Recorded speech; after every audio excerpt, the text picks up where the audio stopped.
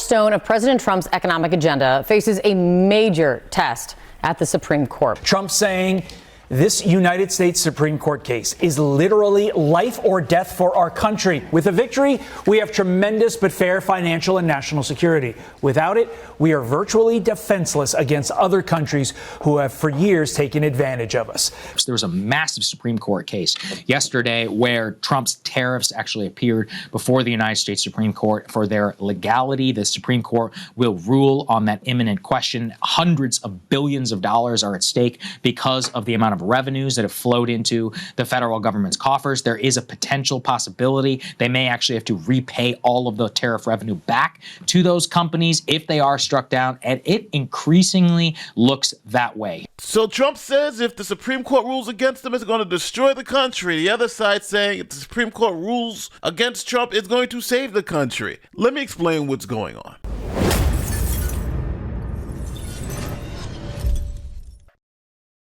Okay, welcome to Liberation Day, April 2nd, 2025, where President of the United States, Donald Trump, is rolling out his reciprocal tariffs. He even has a handy chart to show us what it looks like. Effective at midnight, we will impose a 25% tariff on all foreign-made automobiles. And starting tomorrow, the United States will implement reciprocal tariffs on other nations. It's been a long time since we even thought of that. We used to think about it a lot. We didn't think about it for many decades, and you see what's happened. So now all this on his face looks great, but I know those of you who understand the U.S. Constitution are going to say, well, hold on. The president doesn't have the power to lay tariffs or regulate foreign commerce. That power is specifically left to Congress. Now, just because most of you don't believe me, here is Article 1, Section 8 of the U.S. Constitution. The Congress shall have power to lay and collect taxes, duties, imposts, and exercises to pay the debts and provide for the common defense and general welfare of the United States. And then a couple of lines down, it says, and to regulate commerce with foreign nations and among the several states and with the Indian tribes. But now the administration would stop you and say, well, Congress delegated the authority to regulate foreign commerce and to lay tariffs to the president. And that delegation could be found in a law passed by Congress in 1977 called the International Emergency Economic Powers Act. For the nerds who like the law, that's IEEPA 50 U.S.C. Section 1701 through 1708. Now, the president can use this law when there is a, quote, unusual and extraordinary threat arising from abroad. So the Trump administration says that it does have unusual and extraordinary threats arising abroad. On April 2nd, President Trump determined that our exploding trade deficits had brought us to the brink of an economic and national security catastrophe. He further pronounced that the traffic of fentanyl and other opioids into our country has created a public health crisis, taking hundreds of thousands of American lives. So you heard it for yourself. The three emergencies: trade deficits with other countries, fentanyl, and a public health emergency, all these drugs coming into the country. And then the last one was combined the trade deficits, fentanyl, created a national security risk. So that's the third emergency that the president is using. So after these tariffs were imposed, states and importers sued the administration. They had two problems. Number one, they said trade deficits are not extraordinary emergencies. They've been going on for 70 years. Now, all of a sudden, they're so much of an emergency that you have to use emergency powers. And then the second argument is that they said the president overreached his executive authority because raising tariffs is raising taxes. And that's a core Article 1 authority left to Congress alone. And the president doesn't have that ability. Even if Congress wanted to delegate it, they couldn't, based on prior Supreme Court opinions. So now I want to do something crazy and explain to you how all of this works from a legal perspective. So first, I got to take you back to high school social studies class. We know that in the United States, we have three co-equal branches of government. Ring one, executive, two is legislative, that's Congress.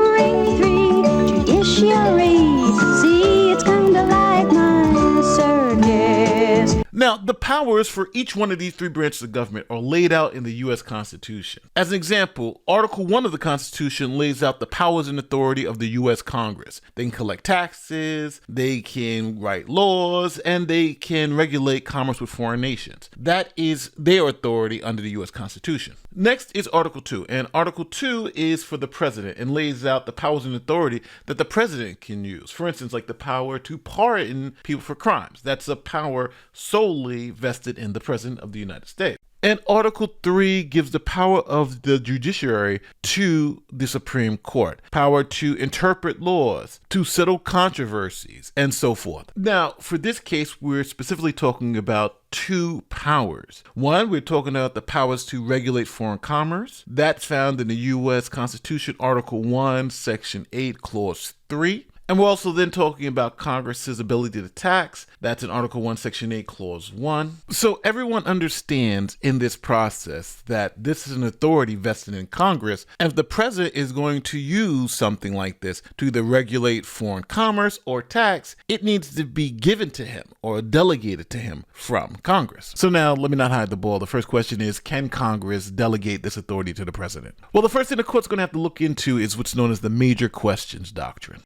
Now, essentially what the major questions doctrine is, it's the Supreme Court made up this rule that essentially says if Congress is going to delegate an authority like taxing to the president, it needs to be extremely clear in the language of the law that this is what they're doing. Now, in this case, the President of the United States is using two of Congress's authorities, one to regulate foreign commerce and number two, to levy taxes. Now, let me break this down for you simply. If these tariffs were considered a tax, then the major questions doctrine would apply, most likely finding these tariffs to be illegal.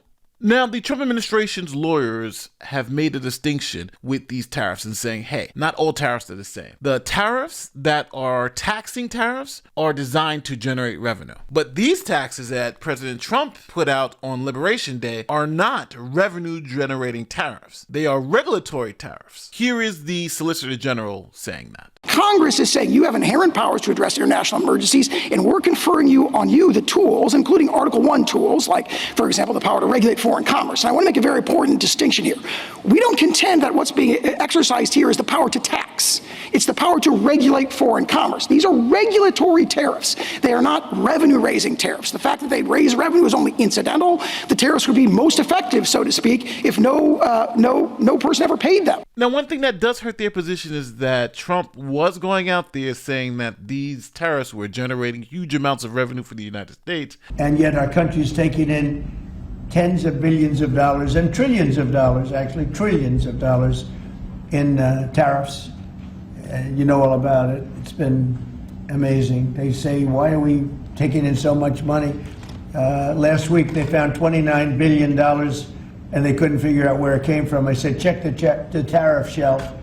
And they said, how did you know that's where it came from? We're taking in billions and even trillions of dollars in tariffs. Which seems to cut against the argument that they're not revenue-generating tariffs. Now, the Supreme Court's going to be the one to decide whether this distinction between regulatory tariffs and revenue-generating tariffs means anything in this context. Now, the next question is that even if this power to tariff can be delegated, did Congress intend for the president to wield the power in this way? So the court had to go back and look at that law, the IEEPA, to see if it actually delegated the authority to tariff to the president. Now, the administration says, yes, that power was delegated because Congress, through the IEEPA, delegated the power to regulate foreign commerce. And since they are regulating foreign commerce, they are doing it through tariffs. Yet plaintiffs argue that tariffs, IEEPA's least blunt and most nimble tool, are virtually the only tool that Congress did not grant the president to deal with foreign emergencies. That is wrong. The phrase regulated importation plainly embraces tariffs, which are among the most traditional and direct methods of regulating importation. So now, even if Congress delegated this authority to tariff to the president, it was only for a specific reason, right? Specific emergencies. So here are the justices questioning whether this emergency that was being used to implement these tariffs was an actual emergency worthy to use emergency powers. It's, of course, the kind of determination that this court would grant considerable considerable deference to the president on. So that doesn't seem like much of a constraint. But it is. And in fact, we've had cases recently which deals with the president's emergency powers, and it turns out we're in emergencies everything all the time about like half the world. Now we have to transition over to emergencies. What emergency qualifies to allow the president to take emergency power? In this case, Trump is saying, well, we got a trade deficit, so we're going to tariff to fix that trade deficit. What if another president comes up and says, hey, it's global warming. We're going to tariff everybody because of global warming. Here is conservative Justice Gorsuch posing that question. Could the president impose a 50% tariff on gas-powered cars and auto parts to deal with the unusual and extraordinary threat from abroad of climate change? It's very likely that could be done. Very likely. I think that has to be the logic of your view. Yeah, in other words, obviously this administration would say that's a hoax, it's not a real crisis, but... I'm sure you would. Yes, but that would be a question for Congress under our interpretation, not for the courts. All right. Conversation with Justice Gorsuch that we had the climate change tariff hypo, and you indicated that there would be challengers to the notion that was an unusual and extraordinary threat. And I'm just wondering, under your position, would they be able to make a legal challenge? Are you saying the court would not be able to review?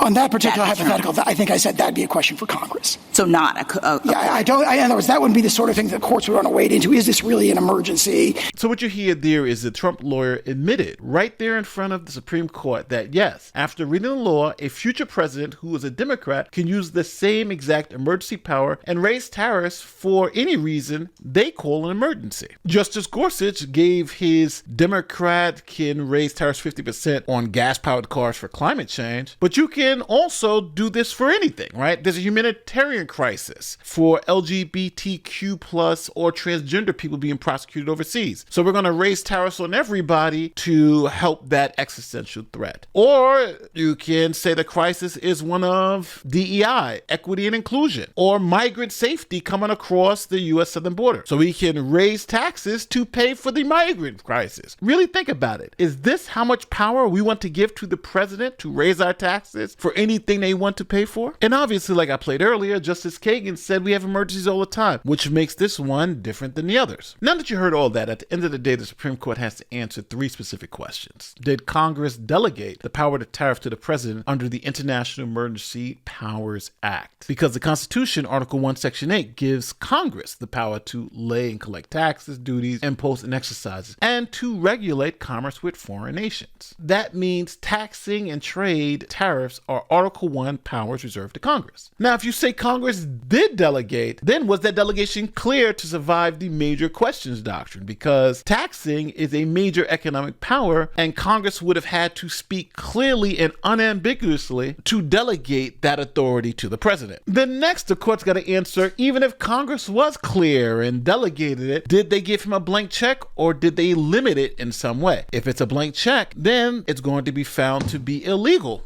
But if there are limits imposed on this delegation, then it's more likely going to be found to be okay. And then last but not least, the court's going to have to decide whether trade deficits, which have existed for 40 years, really count as an unusual and extraordinary threat, so the president can use these emergency powers. Now, for the president to win, each one of these questions has to be a yes. If any one of these turn into a no, like for instance, this wasn't an emergency, or Congress didn't delegate this the right way, or this does trigger the major questions doctrine, then the administration loses. And that loss could be disastrous because the administration would then have to refund about $100 billion to businesses that they unlawfully taxed if the Supreme Court finds that these tariffs were unlawful. Now, I need you to understand this is a quick explanation for something that's a lot more complex, right? The hearing was 2.5 hours, and I've truncated it down to a 15-minute video. So obviously some nuances missed, but based on what was presented in this video, let me know how you feel about this. And don't forget to like, share, subscribe to our YouTube stuff. My name is Nate the Lawyer. I'm out.